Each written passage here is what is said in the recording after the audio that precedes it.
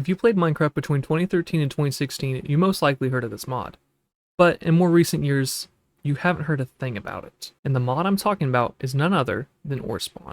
On April 27th, 2013, a mod would be posted on the Planet Minecraft forum by a person named Call Me Danger. The mod would be released for Minecraft version 1.5.1. The initial release of Orespawn would consist of very few and basic features. These features would include things like the ultimate armor and weapons, which were crafted by new types of ores. The initial version also saw new kinds of mobs. A very famous feature, the Girlfriend mod. The mod showcase of the Girlfriend mod would be YouTuber Jack Sucks at Life's most famous video up until recent years. Within no time, the mod would receive thousands of downloads, which in 2013 was rapid growth for a mod. As the downloads grew, so did the features in the mod. Dozens of new mobs and a plethora of new dimensions were added. Around this time, famous YouTuber Popular MMOs, who has over 17 million subscribers, would start reviewing this mod. Popular MMOs himself would go on to make 14 of these mod showcases that looked at specific Orespawn mods. Orespawn would become a mainstay in one of Popular MMO's most famous series, Epic Proportions, which ran for more than 9 seasons. And they would also make an appearance in another one of his very popular series, Mob Battles. So many of these episodes consist of Orespawn mobs being pinned against either each other or other mods. Many other YouTubers also covered Orespawn. And with all these people reviewing it on YouTube, many other players would pick it up themselves. And most of these players would have one goal in mind: to defeat one of the 3 big bosses, King, the Queen, or most famously,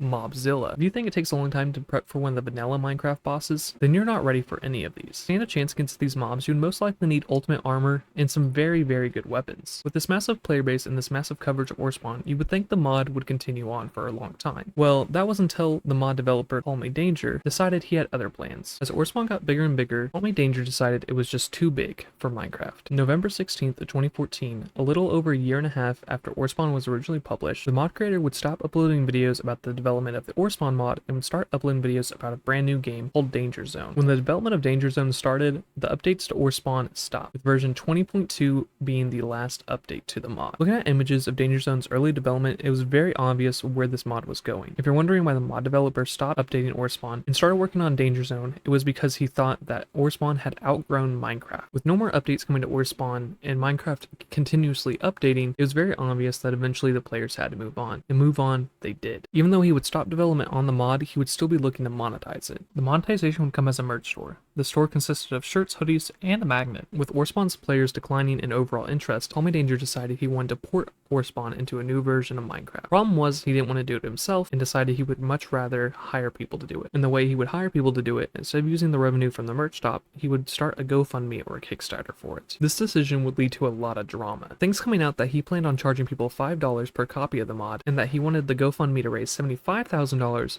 which would later drop to $45,000, even though this GoFundMe would never see the light of day. He would also be accused of more malicious things, for example, trying to incentivize people to dox people that he did not like whatsoever. He also allegedly allowed admins to post malware in public chats and then had them traced back to people he didn't like. Although these malicious things would happen, this would also lead us to our first taste of the true death of Orespawn, when he would begin banning certain words affiliated with politics. With the hate building up, he would come to make an announcement that the Orespawn update had been cancelled. Around this time also, he would share an image of Danger Zone.